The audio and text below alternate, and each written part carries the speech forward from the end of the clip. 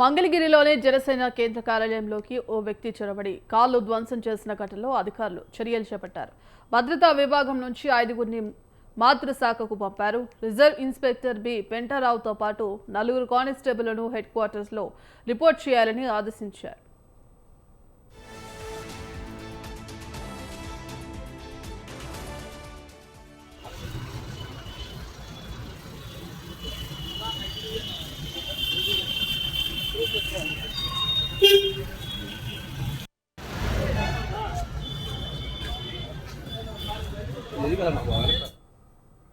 శ్రీకాకుళం జిల్లా కవిటి మండలం కాజూరుకు చెందిన నారద నీలాద్రి అనే వ్యక్తి జనసేన కార్యాలయంలోకి చొరబడి కాలు ధ్వంసం చేయడం కలకలం రేపింది. భద్రతా సిబ్బందిని నెట్టేసి డిప్యూటీ సీఎం కాన్వాయ్లో 2 వాహనాలను ధ్వంసం చేశాడు. నిందితుడిని అదుపులోకి తీసుకున్న మంగళగిరి పోలీసులు కేసు నమోదు చేశారు.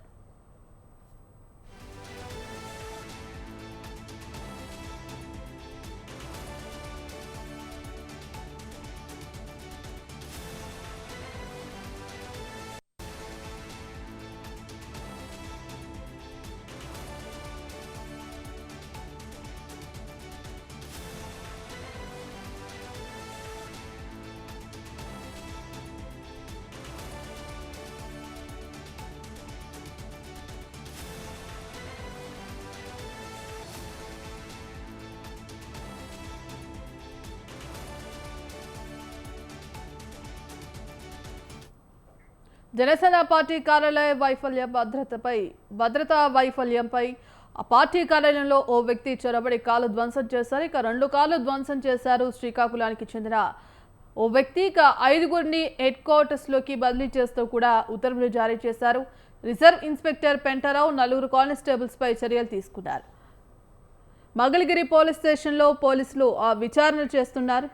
ఇందుకు సంబంధించి కంప్లీట్ అప్డేట్స్ మా కరెస్పాండెంట్ వీరస్వామి ఫోన్ ఇన్ ద్వారా అందిస్తారు. వీరస్వామి. భాగ్యశ్రీ, జనసేన పార్టీ కార్యాలయంలో నిన్న ఒక ఆగంతకుడు లోపలికి వెళ్లేసి 2 కార్లు కూడా ధ్వంసం చేసిన పరిస్థితి నెలకొంది. దాదాపు 3 గంటల పాటు అక్కడే ఉన్నాడు. ఈ నేపథ్యంలో మాత్రం అతన్ని పోలీసులు అదుపులోకి తీసుకొని మంగళగిరి పోలీస్ స్టేషన్ లో విచారణ కొనసాగిస్తున్న పరిస్థితి నెలకొంది. అతను శ్రీకాకుళం చెందిన నీలాద్రి అనిగా గుర్తించారు ఇప్పటికే. అదే విధంగా చూసుకుంటే మాత్రం ఏదైతే ఉందో భద్రతా వైఫల్యం మాత్రం కొట్టొచ్చినట్టు కనిపిస్తుంది. దీని మీద కూడా పోలీసులు కూడా విచారణ చేసిన పరిస్థితిలో నెలకొంది. ఈ నేపథ్యంలో చూసుకున్నట్టు మాత్రం ఒక సబ్ ఇన్స్పెక్టర్ అదేవిధంగా 4 కానిస్టేబుల్ కూడా హెడ్ క్వార్టర్ లో రిపోర్ట్ చేయాలని చెప్పి ఆదేశాలు జారీ చేయడం జరిగింది. ఈ నేపథ్యంలో చూసుకుంటే మాత్రం సబ్ ఇన్స్పెక్టర్ పెంటారావుతో పాటు 4 కానిస్టేబుల్ కూడా ఈ నేపథ్యంలో మాత్రం వాళ్ళిద్దరిని కూడా ఏదైతే ఉందో చూసుకున్నట్టే మాత్రం 2 కానిస్టేబుల్ మాత్రం అక్కడ ఎప్పటికప్పుడు ఉండాలి. కానీ మాత్రం అక్కడ 2 కానిస్టేబుల్ లేరు.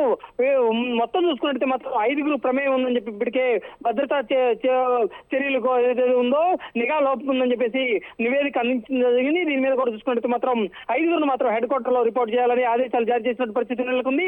ఈ 5గురిని కూడా సస్పెండ్ చేసే అవకాశాలు కూడా ఎక్కువగా ఉన్నాయని చెప్పి మనకున్న సమాచారం మేరకు తెలుస్తుంది.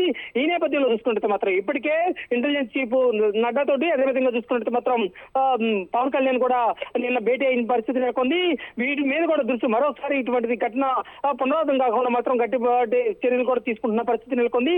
అదేవిధంగా చూసుకుంటే మాత్రం ఇప్పటికీ నీలాద్రిని మాత్రం దాదాపు 2 గంటల పాటు నుంచి విచారణ చేస్తున్నారు. వెనక ఎవరైనా రాజకీయ ప్రమేయం ఉందా లేకపోతే ఇతనికి అనారోగ్య సమస్యల వల్ల అతనే లోపలికి వెళ్ళేసేసి ఇలాంటి ఘటనలు పాల్పడ్డారని చెప్పేసి మరికొద్దిసేపట్లో విషయాలు వెలుగులోకి వచ్చే అవకాశాలు కూడా కనిపిస్తున్నాయి.